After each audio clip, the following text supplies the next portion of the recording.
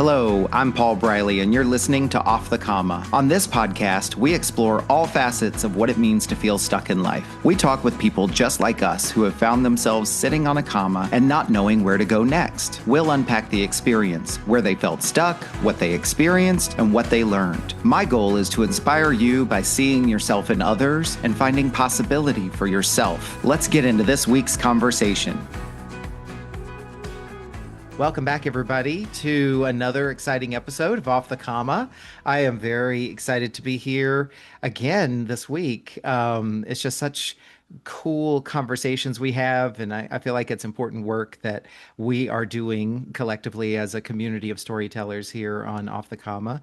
And it's just a great opportunity to hear about other people's life experiences and also kind of demonstrate what it's like to listen and let people tell their stories. And so it teaches me a lot every week, not just from the things that come from individual people's stories, but also watching myself and how I react to people's stories and the choices that I make about how I respond to people's stories. And so just a lot of good stuff that happens here. So I'm very lucky to be able to do this work.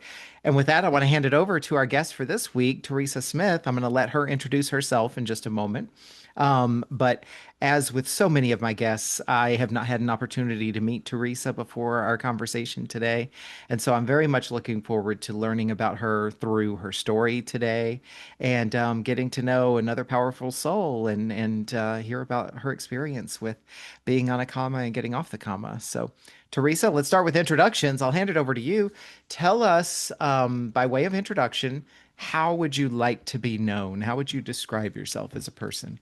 Well, thank you for having me on, Paul. I look forward to this, and I hope that everyone gets something out of it because I've had quite the journey, and Mm. we'll just share a portion of it. But I am Dr. Theresa Smith, known as Dr. T. And how do I want to be known?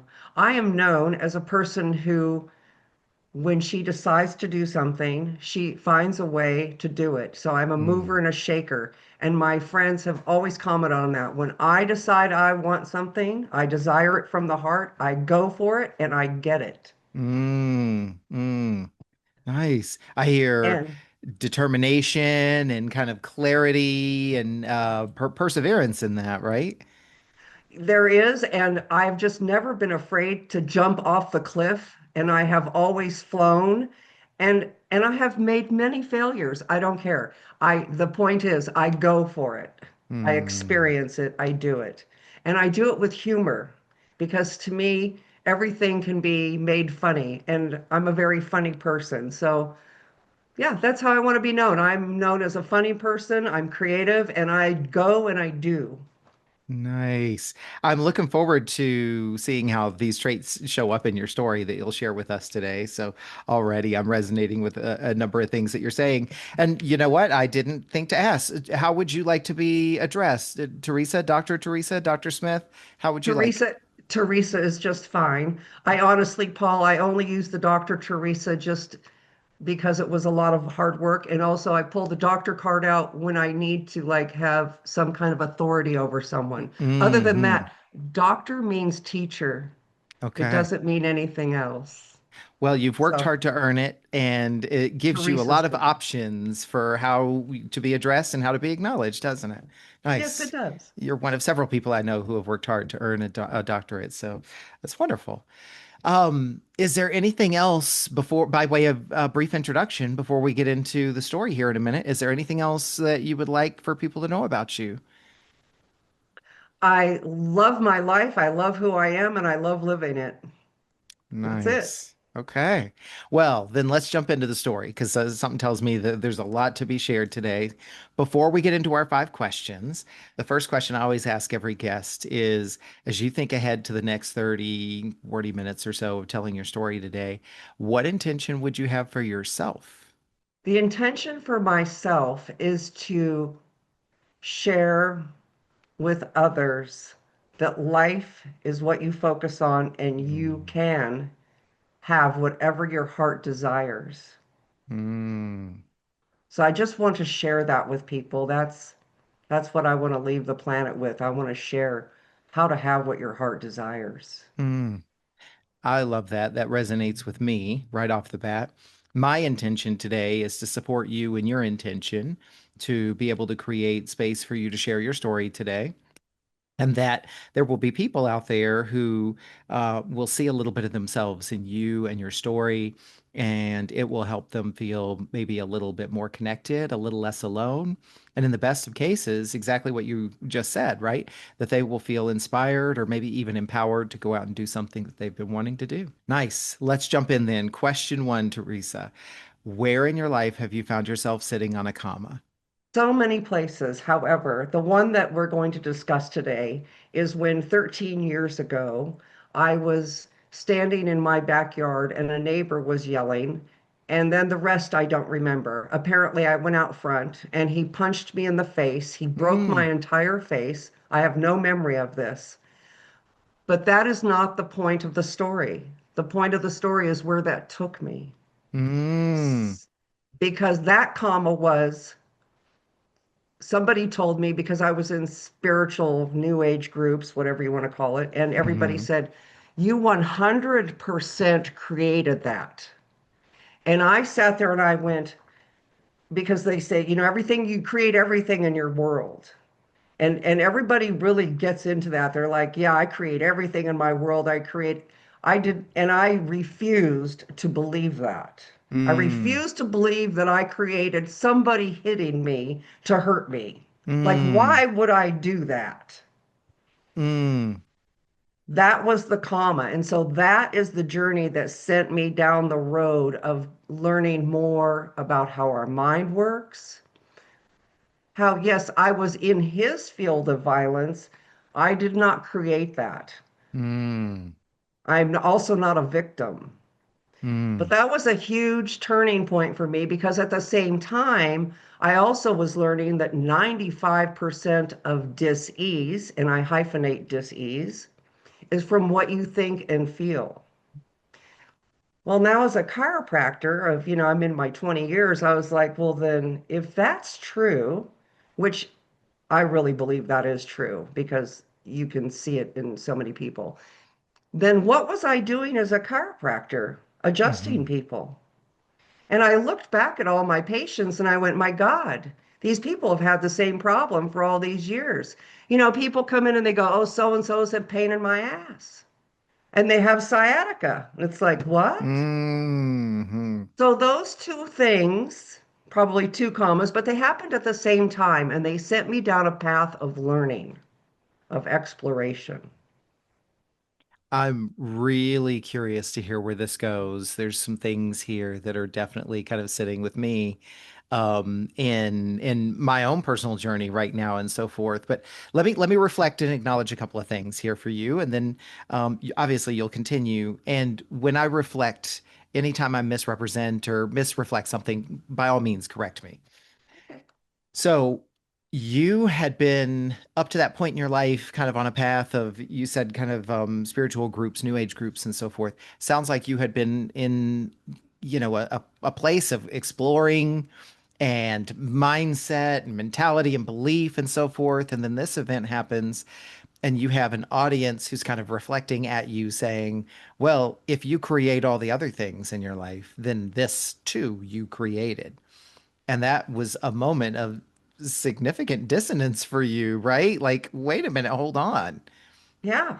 What? No, it's a no. Yeah, yeah, okay. So say a little bit more about that because one of the things that I'll kind of prompt along the way as you tell the story is, a lot of us out here listening will be nodding and, oh, yeah, yeah, I get it, I get it, I get it, because we're making these assumptions that are sort of default assumptions. I don't want to make that. I want to make those assumptions. I want to give you the opportunity to say, and why did that suddenly become a no, I didn't create this kind of moment? Or just say a little bit more and feel free to expand on your story. Yeah. Because because even though I couldn't remember the incident and it was very painful and it was very scary, quite frankly, because that was Mm-hmm. a huge traumatic brain injury. I mean, they let me out of the hospital and I'm like, what happened? They let me out of the Wow. hospital. I'm like, who am I? What happened? And then I really did have a major TBI because I really couldn't even remember how to adjust people. Mm, It was like so much change. And then to be told that I created this, I mean, that makes you feel like a piece of crap. Mm. Like why would you do that to yourself? I know we self-sabotage, but wow, that's pretty heavy. That It's doesn't, interesting, isn't it? Because yeah. I mean, you were a victim of, I mean, let's call it what it is. It's violence. So like you Yeah. were, that was a violent attack, and you were a victim of that. And it's interesting how people will apply a blanket kind of logic or methodology. And it reminds me of, I want to keep this your story, but it reminds me of how that same thought process is used in different types of religious circles and religious practices. Yes, exactly. It ties to so many things. So yes, I just could not accept it. And then one of my friends, who is we're no longer friends because of this, she told me, she said, "Well, I needed," and this really clued me in. She says, "I needed a new bumper on my car." And so when I was at the airport, because she drove people to the airport, dropped them off, she said somebody rear-ended me and I got my new bumper. And I thought, well, now, see, if you're that's a shitty way to create. I'm sorry, but that's a shitty way to create something. Hmm. And so that with like she's telling you, well, you created that, and I'm like, no. And I have since come to the conclusion that I was, we're going to bump into other people because there's a lot of us on the planet. And just Hmm. because you bump into somebody, yeah, things, it can be, for a reason, a season, a lifetime, or whatever. But it doesn't always mean that you're creating what happened. I will never mind it. Yes, I was in his field of violence, wrong place, wrong time, but no way, shape, or form did I create that. There are Right. things in life that we just have happen to us, and that's just the way it is to me. It's interesting, right? Because there's so many different approaches that people take. Things happen for a reason. I hear that a lot. I say that a lot, right? And then Yeah. there's, I think the most powerful thing I took, through my journey, in the last couple of years was, I don't remember the exact person or the exact quote, but it wasn't mine, but it was to the effect of things can happen for a reason and things can just happen and you can choose what meaning you want to take from it.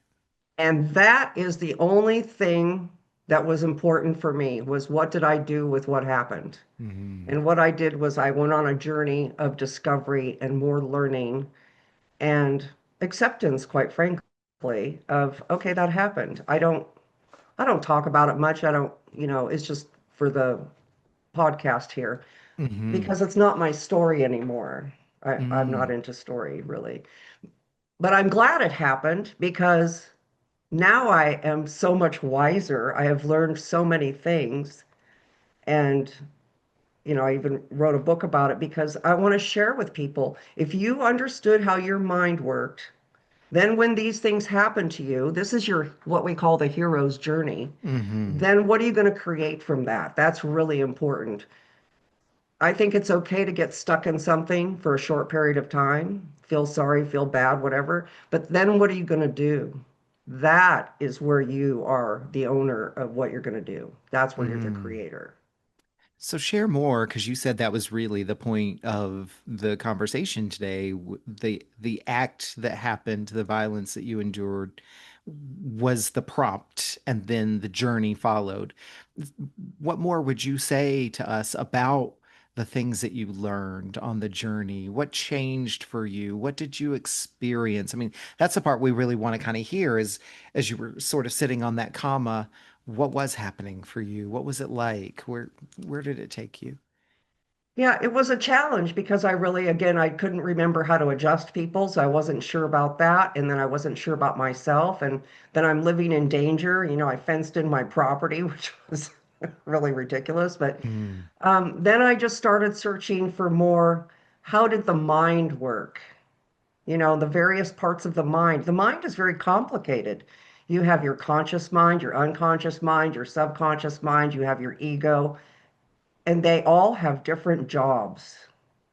So, Hmm. the ego is the one where I learned about my ego telling me all the time, you're not capable. And what did that mean? It meant that I had to keep learning because I didn't know enough. So I had to keep learning, which is why I tell you yes, I was always learning. That never stopped. But it was to prove to myself that I am capable. And yet the little voice kept saying, no, you don't know anything. So you have to keep learning. So I Mm, learned how to control that. Like that is your ego is what will stop you from being the best person you want to be. It will mm, also save you, by, yeah, don't jump off the cliff. But I think people need to learn how to say, okay, so you can't shut the ego up. You have to acknowledge it and say, thank you very much. I appreciate you sharing, but I'm still going for what my heart desires. So you can shut up now. And the more you tell it to be quiet and thank you, then that calms. So now I'm operating from a place of choosing, of creating, and knowing how to focus. I know how to go into my heart and listen to what it wants. And mm, I also know that if I focus on that and ask every day, what action can I take to have that? I will have that. That's how I'm moving to Maui. mm, Okay. mm, That's how I moved here to Tehachapi from Monrovia. mm, So I learned how the mind works. I understand my dark side now. I think we all just you have to acknowledge you have a dark side and ask it, what do you have to tell me? You're never going to get rid of it. See, everybody wants to get rid of the ego. Everybody wants to get rid of their shadow. So these are the things that I've learned. And so now I'm in a place of peace because I know that whatever my heart desires, I'm going to have it. mm. And that sitting in that position in life, no matter what's going on, because life still happens, Hmm. is really comforting. Yeah, I mean, I hear that, and I want to reflect back, like what I'm hearing you say is you have become more able to observe the activity and the different kind of voices and parts of the mind, as you've named the ego so much too. Observe it, so notice it and see when whichever part the ego in this example is active, interrupt or intervene with it. This is something that we as coaches learn, right? That you don't engage with that voice, right? You stop it. You stop the voice. You thank it for the role that it's playing because it's coming from, in most cases, some type of a protective place, right? But Mhm. notice it, intervene with it, and then set a new course. That's what I'm hearing you describe. Exactly. It is a choice. Mm. And How after you, it's not a hard choice once you practice. hmm How did you, so since you said practice, right? How did you get to a place? Well, how do you? Like, what is it that you do? Because I think so many of us just sort of hear the ego voice and then we just run with it, right? Like, it's like somebody coming up saying, let's go, and you run without ever even stopping to question. I think the question that a lot of people would ask is like, how do you notice it? How do you know which voice is talking? How do you get to a point where you can kind of remove yourself from it to then take action, like intervening or interrupting? Well, I highly recommend taking an Enneagram test to see how you operate, to see what your modes of operation are. And don't judge yourself about it. I mean, you know, we're all unique. We all have different things. Love it. Hmm. I Mm, laugh at all my idiosyncrasies. So discover how you operate. Don't judge it, accept it, and then you'll start to see it. And then when you see it and when you hear that voice, you can say, thank you so much. But no. mm. So So you're you saying have the to learn to just know, you have to accept how you operate, know how you operate, and just observe it when it shows up. And after a while, it stops bothering you. and when I've taken the Enneagram myself, and so what I believe you're saying, correct me if I'm wrong, is that reveals different styles, patterns, habits, tendencies, and preferences, right? So that you can then start to recognize which voice is the one that's aligning with this kind of style and which one is the one that is likely coming from an ego place, right? Like I'm the helper type, which Yes. then helps me identify the people pleasing, the downside or the dark side of it, right? When am I doing that because I want to? Am I doing that because I feel like I have to make them Exactly. happy? Back to you. That is exactly how you do it. Exactly. Yes. Hmm. Yes, because I am also a helper. And instead of me reaching out and grabbing people's hands when they're on the ground anymore, I've had to do this. Hmm. Yeah, I can't. I Mm. can't. If you desire help, I will help you. I will do whatever you need, but you're going to have to ask me. Hmm. Well, So and to build on that, I've also learned that I still control the choice, right? I could still bend down and offer the hand without being asked, as long as I'm aware of why I'm doing it, for what reason, what outcome, right? But I too, the protection mechanism is like, wait a minute, not everybody wants my hand, not everybody wants my help. So A, let them ask for it, and B, if I'm gonna extend it, then I better be damn sure that I'm doing this on purpose and I know exactly what can and can't come from it. that is exactly correct. It is then a choice. And it's okay. It's just but like you said. So even when I learned Reiki and I still did this through all my years. I learned Reiki right before I became a chiropractor because I was having weird experiences with my hands and stuff. And then I found out about Reiki. Well, Yusui that created Reiki, see, he went to the village of the people that were sick. They were all beggars, Mm, and he got them all well. Did they stop begging? No, they didn't mm, stop mm, begging. They needed their sickness. There are what we call secondary intentions. And people, if they don't have their dis-ease, what will they not get? Will they not get the attention anyway? That's, yeah. So, Well, so we you have to said, well, leave them. anyway, I think expand on that. I think that's important to talk a little bit more about. Don't, Okay. I don't Okay. think Let's I've ever done go. that to a guest. I'm like, wait a minute, don't I well love it. anyway us. Like, wait, finish that thought. They need Oh, people, sometimes people need their sickness. What do you mean by that? well, they need whatever their story is and their disease. Most people with disease, well, because they're sick, they get attention. They Hmm. get waited on, they get pampered on. What do you need? How can we make you happy? They get all that attention. So you take the dis-ease away, where does all the attention go? Hmm. And in anything in life, you can have a secondary intention. You said something earlier, whatever meaning you put onto it, and I say this to people all the time. Whatever meaning you put on is whatever meaning it has for you. It Hmm. doesn't have to have a meaning. Just like my story. It doesn't mean anything to me anymore. It's just, Hmm. how it got me to where I am. So Hmm. secondary intentions stop people from being well, from Hmm. living their lives. Hmm. What would you say? I mean, how did that apply to you, or how does that apply to you? What are some examples of secondary intentions maybe you've had in the Mm. past? Or Yeah, I really try not to do that. mm, Um, I think my entire life I've avoided that. mm, mm, I don't mind being uncomfortable with myself. I don't mind bearing my soul to anyone or to myself, no matter how uncomfortable, because then I learn and I can move forward. okay, yeah, okay, Because it's okay. See, yeah. that's the thing, Paul. Whatever you have in you is okay, as long as you learn to love it. And don't allow it to, well, no, I want to be You don't careful have to about word choice, express right? it. It's like, be aware of it and conscious of it and recognize it, right? Yes, because we all know that stuffing stuff down doesn't work. Hmm. So, hello. Right. Okay. Thank you. Don't need to use you. Go in a Yeah. different way.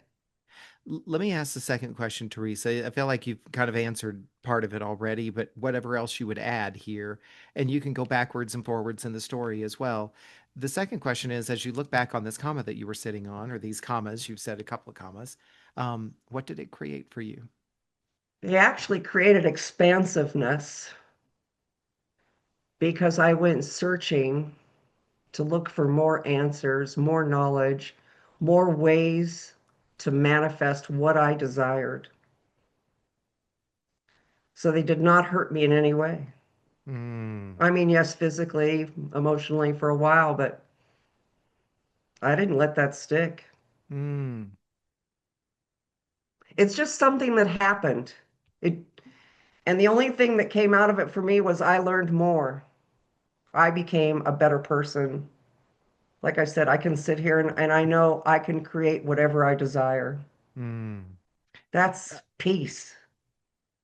And I hear kind of a sense of, if not reclaiming, claiming, but like just really, just claiming all of yourself and all of your possibility Yeah. and all of your outcomes. Yes. Yes. I have a list of goals I look at every day, 13 different ones, Hmm. and I choose two. And then I just focus on that for the day. What can I do? And I think that's also very helpful. But yeah, I just keep moving forward. I'm having a great time in life. And I'm not saying I'm problem free, but Hmm. but it's okay. Yeah. I just hear so much of a sense like this.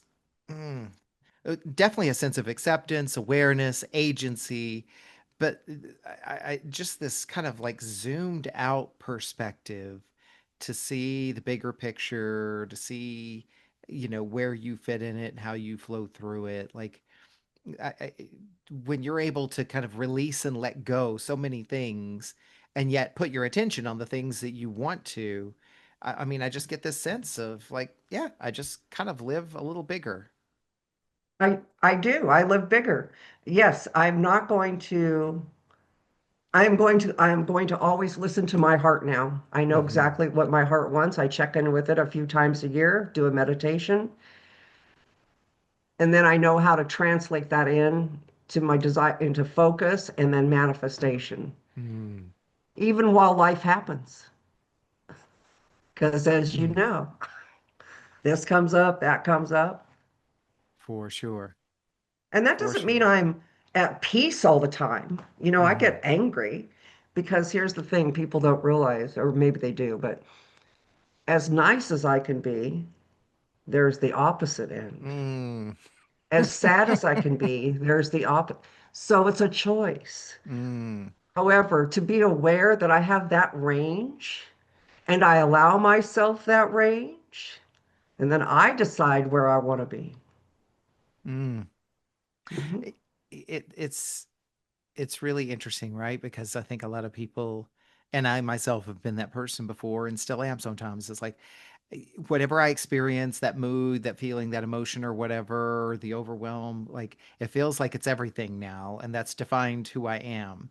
And yet, in the grand scheme of things, they're just events that happen on a timeline and so forth. And I'm slowly coming to a place where if I get caught up in a moment of a feeling or what have you, to just remind myself it's like, in a day you're going to feel entirely differently, or next week when this happens you're going to feel entirely differently. And just like it seems like you have come to a place where you can kind of, again, as I said, zoom out and kind of look at everything for what it is, accept it for what it is, and let go of having to attach momentary meaning, which is something that's very difficult because so many of us get caught up in what's happening right now. Well, yeah, I mean, I still can and I still do. Mm-hmm. However, I know how to get out of it. And Mm-hmm. that's awesome to me. Mm. And here's another thing. You have to have, in order to turn lead into gold, alchemy, you have to have resistance. Now, the question is, so for example, I'm sitting here, my house hasn't sold for several months. I'm moving no matter what. Can I sit with that and still focus and still know? Because the more you can sit with that, that is the propeller. That's your rubber band to propel you to where you're going. Mm. So, can you sit with where you are and still focus on where you're going? Mm. Because that's the magic, because you need that energy to propel you forward. So, there is something to resistance. Yeah. Well, and it's similar to like the practice of meditation, right? Like so much this is meant just to be as sort of like a metaphorical comparison to what you just shared.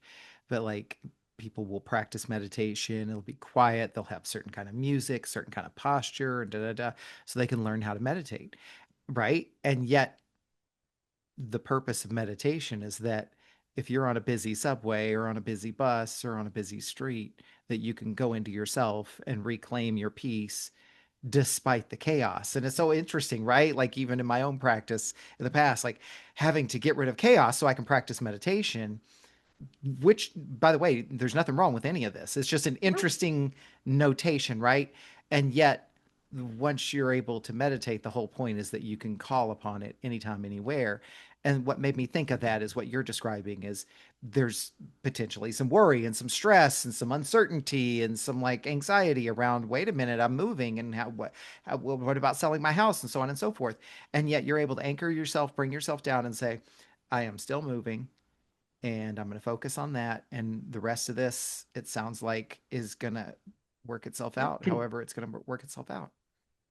And I love it because it's more learning, Mm, you know, mm, and I can sit with it. What would you say? Well, then there we go. There's my prompt. Let's go to question three. Um, what have you learned or what are you learning about yourself as a result of sitting on this comma? And then maybe that's a good And place to and just start. like yeah, and like all my commas, actually, what have I learned? I can sit with whatever it is. I can focus and I can still have my desires. Mm, So anyone can. If I can, anyone can. Is it a challenge? Yes, but being here is a challenge on the planet, you know. So I actually kind of like it. mm. It's What like, yeah, I can enables? sit with that because it's not permanent, you know. Yeah. What enables you to sit with it? I mean, maybe you've already answered this question. We're covering a lot of ground here, but I think that's, somebody who's sitting there saying, I struggle with that. What is it that you do that lets you sit with something like that? It's a choice. Mm. I chose it. So I'll breathe with it. I'll go out and walk. I'll dance. I'll scream. Mm. Okay, so let it out. But I'm determined to sit with it. Paul, I don't know, but I came here in this world. I don't know exactly why or how. I am somehow able to transmute and come out smelling like a rose no matter what in life. And I've had some crap. I mean, yeah, getting Mm. hit was one thing, but I wasn't going to bring this up, but here we go. So when I was 5, my babysitter molested me every day. Mm. Now, that had a major effect on my life, and I can look back and I can see the challenges. It's just something, but how did I survive that? I don't know, Paul, but I'm very, very grateful for whatever is in me that chose to survive everything. Mm. Mm. I really am. Mm. A, a huge acknowledgement to you, first of all, for having to have lived through that, but also for sharing that with us today. And you said, I don't know how I did, but I think you did answer that question, right? It's whatever it takes in that moment. You said earlier it's a choice. I breathed, I walked, I screamed. I think that's kind of what I was looking for, and I think that's the valuable piece of advice is like there's not some magic zen something you do to get through those things. And others like yourself, throughout history, famous people too, Viktor Frankl, Man's Search for Meaning and so forth. People talk about the endurance is the part that there's not really a recipe for, right? It's you got to do whatever you got to do in that moment. And sometimes it means doing the thing that you're most afraid of doing, which is, I don't want to scream. I don't want to lose control. We'll go in the room and close the door and fucking lose control, right? Break some shit if you Exactly. got to, Yeah. but with intention. And I'll use an example of myself, right? I used to be hot-headed and I would bottle things up until I just couldn't hold it in anymore and then I would let things out. Now, mind you, my anger was never directed at anybody else. So if I was throwing things and breaking things, it was unfortunately valuable things that mattered to me, not somebody else's stuff. If I was cursing and yelling, I was doing it at myself, not at anybody else, but it was painful for other people to see. But I would let it happen. It was reactive and then it would fly off the handle. Now that I have permission to go to what do they call them? Rage rooms. Yes, I have permission to, and I won't do it. Well, there's something there for me, but that it's not about me today. What you're saying Well, is that's okay. is like there's no magic, anything. Is be aware, make a choice, and if the choice to survive the thing you're surviving, or the choice is to survive the thing you're surviving, then whatever it fucking takes to do it. Pardon my French. No, that's fine. I can cuss a lot. I'm just Okay. choosing not to on the podcast. We speak all languages here, so. Yeah, I don't mind at all. You know, I think, and I don't know where it came from. I'm just grateful that I have it in me to Mm, not only survive. I love surviving. That's great, but I want to thrive. I want everyone to thrive. You know, we have the capacity. I don't care where you are in your life. I don't care what's happened. I do care. It's not that I don't. Anyone can choose to have their heart's desires. Take it day by day. Ask yourself, ask your intuition, listen to your intuition. mm, What can I do today to have that? And I'm going to tell you, I've heard some weird stuff. It's like, go out and plant flowers. How is planting flowers going to help me have that? mm, Well, when I was planting the flowers, some thoughts came. yes. And then I want to encourage everyone when you listen to your intuition, I want you to write it down. I want you to write it down. I want you to use a red pen because your brain sees red ink better. I want you to write it down. I want you to flex that intuitive muscle until it's no longer, oh, I wished I'd listened. We have said that so many times in life, we need to erase that and negate it and say, I'm so glad I listened. Mm-hmm. So start Mm, acknowledging your intuition. Listen to yourself. You know what you're doing. Your internal being, your higher being, superconscious, subconscious, all know what needs to be done. And mm. all you have to do is direct your army to go out and get it. It's interesting because tell me from your experience, like I love that you said go plant flowers as an example, right? Because sometimes when you listen to your intuition, it's already told you what you need to go do. And maybe there's an action you need to take that is directly related to the thing that you're trying to accomplish. And then there's the planting flowers, right?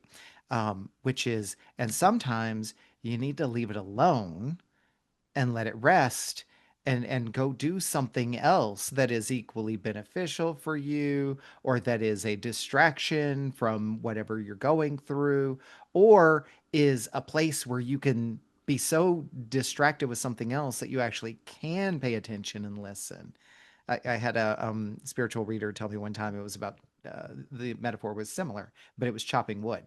Like you've done all the stuff, you need to go chop wood. No, I need to be doing something. I need to take care of the. I got to. How do I? No, no, no. Go chop wood. Whether that's washing dishes, taking a shower, do something else that occupies you. Well, I already took a shower. Then take another one. The point isn't the shower. The point is the distraction.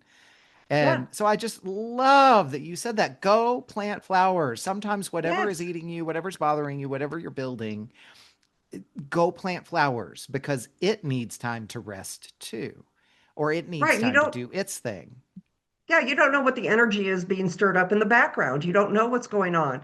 I mean, how Hmm. many times I can't even tell you how many times I've walked into somebody and met somebody somewhere. It happens almost every day, and I live in the Mm, middle of nowhere. Whereas just like one word, they needed that or I needed it. It's just magical. So yes, mm, just pick two things a day on your list of desires. Ask yourself, what action can I take? And just let the day flow. I mean, in hmm my daily vision practice, I do. It says, so what's the plan for the day? I'm like, it's the same flow. hmm I love that. And it's interesting too because sometimes when you go plant flowers or you go for the walk or whatever, it may not even be for you. You may be out there for somebody else's thing. Yeah, Right? Like you said, yeah, you somebody said something to you that you needed to hear. Well, you may be the one saying something to somebody else that they need to hear. yeah. You just never know. So go with the flow. Yeah. Listen to your heart. Let me ask question four, Yes. and expand because you have definitely shared some of this already. What has changed for you, or maybe even what is changing for you as a result of sitting on that comma? I am strong, I am empowered, I am focused, grounded, I'm I'm creating, I'm inspired. So many wonderful things. Mm, And I think, it's what else has changed? Well, I'm no longer practicing as a chiropractor, which that's weird, but I'm used to it now. So I'm just a stronger person. I'm more, mm, with the knowledge I have, I know that I can have whatever I desire. I don't mm, say I don't say affirmations, and I love that. That is such a nice place to be, to know mm, that I can have whatever I desire. I can choose whatever I want to choose when I respond to something, and I understand where the choice is coming from. Just the clarity, it's just a wonderful place to be. mm. Since you said specifically that, I'll ask the question and share whatever you're comfortable with. What is what is one of the things that you desire that's coming up next, right? Like what is something that you are actively working on? My current list. Okay, so for everyone, there are four things in life that I do not think are negotiable. So for everyone, we want to choose, seeing it's choosing. I Mm-hmm. choose to have good health. I choose financial abundance. I choose to live a life I love. I choose, this one got me today, to be the predominant creative force in my life. Mm, In other words, I'm the one creating, even the messes. It's mm, me. And mm-hmm. then the other ones I'm working on are my course, selling the house. So today my choices were to live a life I love and to be the predominant creative force. And then I just Mm. said, what action can I take? I love that. Well, then let me jump into question five then, and then we'll kind of bring the storytelling to a close. What does getting off the comma look like for you? Peace, total peace and joy. And I'm Mm, pleased. I'm very pleased that I'm here. mm, So many words: satisfied, grateful. Yeah, it's really a great place to be. mm, And that's why I love sharing how to get there with everyone. mm-hmm. Yeah. You've been very clear about that throughout the conversation today, through the story. Like just there's been lots of details, time related, facts and so forth, but you've been just very, very clear about kind of your focus, your flow, and your intention through the whole conversation. Good. Teresa, for people who maybe want to learn more, connect, or just follow you and see what you're up to, I'll be sure to put all the links in the show notes. But where are some of the places that people can find you? Well, I am on Facebook, Instagram, Substack. I'm kind of on LinkedIn, but I'm not on TikTok. You can always email me, Okay. and I am available. I have talked to many people that just had some questions, so I'm always available. Okay. You know, Nice. So yeah. we'll make sure to list all of those options in the show notes. A lot of places where people can reach you. Last section before we close out today is a section that I do for every episode, and I call this section acknowledgments. And, if we think about you being here today, telling your story is really about lifting up voices, allowing people to be heard, and kind of celebrating, everyday folks and getting inspiration from people. Your story wouldn't be complete if I didn't give you an opportunity to lift up others. And so this is your chance to give a voice to or boost or lift up others who matter to you. And that could be causes, organizations, other creators, or just people in your life who matter. So who would you like to acknowledge today? And I'll reference them in the show notes. Well, thanks. Of course, my parents and my daughter. However, Mm, any animal rescues that anyone knows, please always support them, even if you only send $10. Just support animal rescues in your area. Now, there are two people that I really admire that are out there doing amazing work. The first one is her name is Cheryl Meyer, and it's mm, Cheryl Meyer. She wrote a book called It Feels Good to Feel Good. She has had issues with her health for years, so she finally took charge and she learned about all the ways to eat right, and all the different things that are in our cleaners and our pots and pans and all that. And that book is really good for people to clean out their homes. And she's really an inspiration.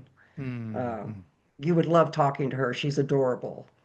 So nice. Cheryl Meyer is one. And the other one is a good friend of mine and shaman, Anthony Rodriguez. And Mm, he's out of Sedona and he wrote a book. He's written two books. His new book is Evolution, The Pathway to Embodiment. And he's also a wonderful soul and he makes beautiful drums. So mm, okay. those two people can really help others as well. Nice. Well, we'll make sure to include them in the show notes. You and I will talk a little bit more after we stop recording so I can make sure I can get some links for them. And Teresa, it's just been such a joy talking to you today. I very much appreciate you sharing your story with us today. I know there were some parts of it that were, a little bit raw. And so we thank you for opening yourself up to us and joining our community of storytellers here. So I will continue to follow your journey and wish you a wonderful weekend ahead. Thank you. It was quite an honor and quite a joy and lots of fun. Thanks, Paul. Yes, have a great weekend. You too.